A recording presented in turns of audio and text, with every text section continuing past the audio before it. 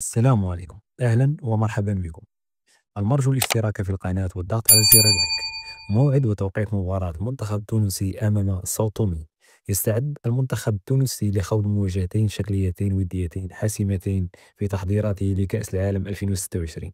بعد تأكيد تأهله رسميا في تصفيات مشوقة شهدت أداء متماسكا واستقرارا فنيا ملحوظ، حيث تبدأ المواجهات بلقاء خارج الديار ضد ساو تومي يوم الجمعة 10 أكتوبر عند الساعة 5 مساء بتوقيت تونس، وفي تمام الساعة 7 مساء بتوقيت السعودية ومصر، على ملعب ساو تومي. وبعد ذلك يستضيف ملعب حمادي العقربي في تونس العاصمة المباراة الثانية ضد ناميبيا يوم الاثنين 13 أكتوبر في هذا الشهر الحالي عند الساعة 2 مساء بتوقيت تونس، وفي تمام الساعة 4 مساء بتوقيت السعودية.